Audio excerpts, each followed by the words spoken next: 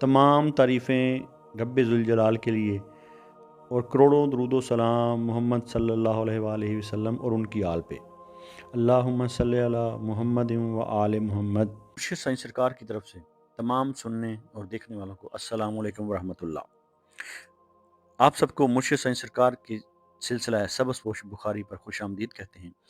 ये सिलसिला कोई आम सिलसिला नहीं, ये सिलसिला अहले बैत अलैहिस्सलाम से जुड़ा हुआ है, जो इमाम अली नकी अलैहिस्सलाम से होता हुआ हज़रत सैयद मोहम्मद शाह सबस पोश बुखारी रहमतुल्लाह अलैह तक पहुँचा और वहाँ से होता हुआ 36वें पुष्प पर मुर्शिद साईं सरकार तक पहुँचा और चला आ रहा है। इस सिलसिले का मकसद शिरक व बिदात से दूर रखना, तावीज़ात से दूर रखना और फ़ैज़ान अहले बैत, तालीमात अहले बैत अलैहिस्सलाम के ज़रिए, वज़ाइफ़ के ज़रिए आपके मसाइल का हल करना और आपकी ज़िंदगियों और आपके दिलों को मुनव्वर करना है। 5 वक़्त की नमाज़ पढ़ें और अल्लाह ताला से दुआ मांगें और जो वजीफ़ा आपको इस वीडियो में बताया जाए उस वजीफ़ा पर अमल करें। इंशाल्लाह आपकी ज़िंदगी के तमाम मसाइल हल हो जाएंगे।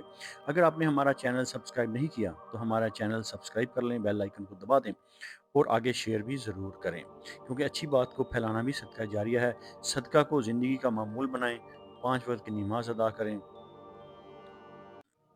तो इस वीडियो में हम बात करेंगे कि एरीज़ यानी कि बुर्ज हमल के लिए ये हफ्ता कैसा रहेगा। तो बुर्ज हमल एरीज़ के लिए ज़िंदगी के कई पहलुओं में इस हफ्ते में सोच, सब्र और रवैये को मितवाज़न रखने का पैगाम लेकर आएगा। ये वो दिन है जब आप महसूस करेंगे कि चीज़ें बज़ाहिर सुस्त चल रही हैं, लेकिन दरअसल यही सुस्त रफ्तारी आपको बड़े नुकसान से बचा रही है। इस हफ्ते आप पर सैटर्न का असर ख़ास तौर पर नुमाया रहेगा। सैटर्न वो सियारा है जो जल्दी कामयाबी नहीं देता, मगर मजबूत बुनियाद ज़रूर बनाता है।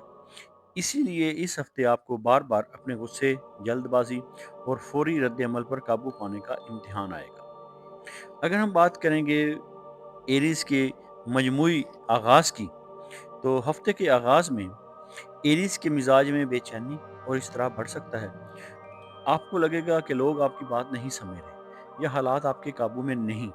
ये कैफियत दरअसल सैटर्न की आजमाइश है, जो ये देखना चाहता है कि आप मुश्किल वक्त में रद्द अमल देते हैं या हिकमत से काम लेते हैं। हफ्ते के दरमियानी दिनों में सूरत हाल थोड़ी वाज़े होना शुरू होगी और जुमा के बाद आपके दिल का बोझ कुछ हल्का महसूस होगा। अगर हम बात करेंगे एरीज़ के कैरियर की, नौकरी की और कारोबार की, तो पेशा वराना मामलात में ये हफ्ता एरीज़ के लिए खामोश मेहनत का है, नुमाइश या बहस का नहीं। तो अगर हम बात करें नौकरी पेशा अफराद के लिए, दफ्तर में दबाव बढ़ सकता है, सीनियर्स की तरफ से सख्ती महसूस हो सकती है, कोई फैसला आपके खिलाफ जाता हुआ लग सकता है। लेकिन याद रखें, ऐसे ही हालात में सैटर्न असल तरक्की का रास्ता बनाता है। अगर आप इस हफ्ते में बच्चे बहस से बचेंगे, जिम्मेदारी पूरी करेंगे और खामोशी से काम करेंगे, तो आने वाले हफ्तों में इसी मेहनत का सिला मिलेगा। बुर्ज हमल एरीज़ के कारोबारी अफराद इस हफ्ते नई शराकत, बड़ा मुआहदा या सरमायाकारी फ़िलहाल मौखर रखें। हफ्ते के आखिर में सूरत हाल ज़्यादा वाज़ेह हो जाएगी। तो अगर हम बात करेंगे एरीज़ के माली मामलात की, तो माली मामलात में ये हफ्ता ना बहुत अच्छा है ना बहुत बुरा, बल्कि एहतियात तलब है। आमदन जारी रहेगी, लेकिन साथ ही घरेलू खर्च, किसी अजीज़ की मदद या अचानक अदायगी आपको परेशान कर सकती है। सैटर्न ये वाज़ेह पैगाम दे रहा है कि इस हफ्ते उधार ना दें, फजूल खर्ची ना करें और मुस्तकबिल को मद्देनज़र रखकर खर्च करें। जुमेरात के बाद माली दबाव में थोड़ी बहुत कमी आ सकती है। अगर हम बात करेंगे एरीज़ के मोहब्बत, रिश्ते और अज़वाजी ज़िंदगी के बारे में, तो एरीज़ रिश्तों के मामले में ये हफ्ता एरीज़ के लिए इंतहाई हसास है। आपकी बात दुरुस्त हो सकती है, मगर अगर अंदाज सख्त रहा तो बात बिगड़ भी सकती है। ख़ास तौर पर शादीशुदा अफराद को चाहिए कि छोटी बातों को अना का मसला न बनाएं। सैटर्न ये सबक दे रहा है कि रिश्ते जीतने के लिए खामोशी और बर्दाश्त अक्सर अल्फाज से ज़्यादा ताकतवर होती है। गैर शादीशुदा एरीज के बारे में बात करेंगे, तो किसी नए ताल्लुक में जज्बात के बजाय अकल से काम लें, क्योंकि ये वक्त जल्द फैसलों के लिए मौजू नहीं। अगर हम बात करेंगे एरीज की सेहत और जहनी कैफियत की, तो सेहत के हवाले से एरीज इस हफ्ते ख़ास ख्याल रखना होगा। मुमकिन मिसाइल में سر درد، نیند کی کمی، بلڈ پریشر، غصہ اور چڑچڑاہٹ، یہ سب سیٹرن کے دباؤ اور ذہنی بوجھ کی علامات ہو سکتی ہیں۔ وقت پر سونا چاہیے اور غیر ضروری سوچ سے بچنا چاہیے، آپ کے لیے بہت ضروری ہے۔ تو آپ کی تمام مسائل کے لیے اس ہفتے کا خاص وظیفہ آپ کو بتائیں گے۔